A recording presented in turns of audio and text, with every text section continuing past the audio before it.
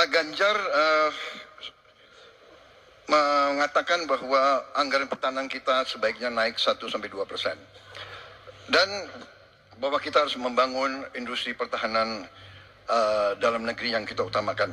Pertanyaan saya, kalau kita menaikkan sampai dengan 1-2%, bagaimana sikap Bapak dalam mengambil keputusan tentang teknologi yang mana yang kita prioritaskan dalam peningkatan pertahanan itu? Postur mana? Daratlah, lautlah, udara, atau ketiga-tiganya, atau kita mengarah ke teknologi yang lebih canggih lagi? Terima kasih. Baik, masih ada waktunya Bapak? Cukup? Baik.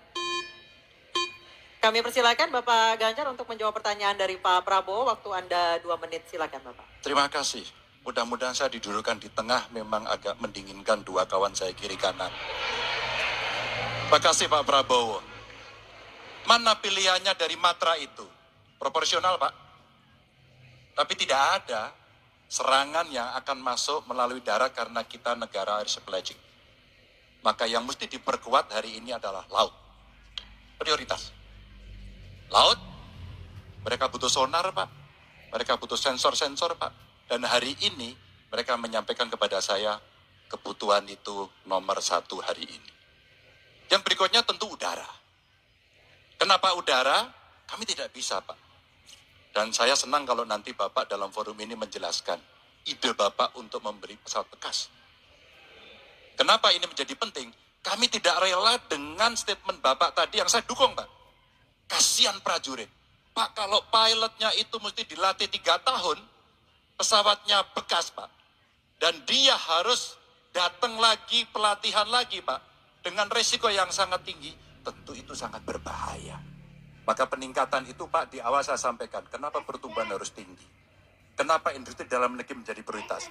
Bahkan saya sebut tadi, tank dibuat di mana, heli, fregat, cyber dibuat di mana, agar kita bisa konsisten dalam perencanaan pembangunan, termasuk ketika kita membuat kapal selam yang sudah dimulai dari PT PAL.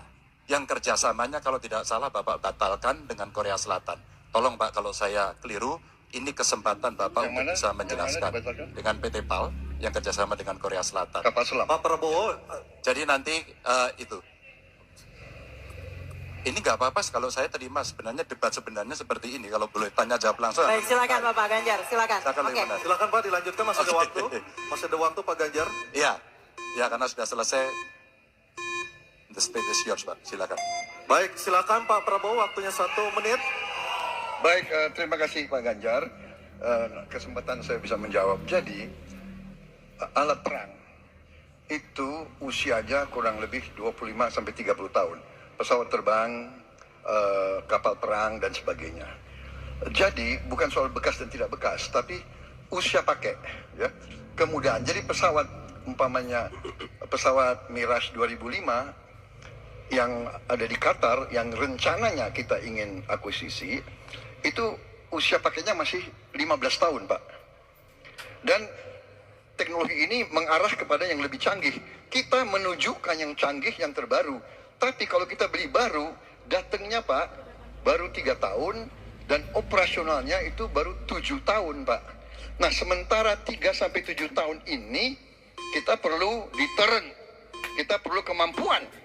Itu maksudnya latar belakang. Jadi saya kira itu yang bisa saya jelaskan, tapi waktu yang singkat tidak cukup. Baik, Bapak, waktu sudah habis. saya kembali ke Capres nomor 3. Tenang dulu. Bapak Ganjar untuk menanggapi tanggapan dari Pak Prabowo. Silakan Bapak 1 menit. Ya, awalnya saya percaya sekali bahwa Bapak akan memahami ini. Tapi hari ini saya menjadi meragukan. Karena saya bertanya kepada pilot.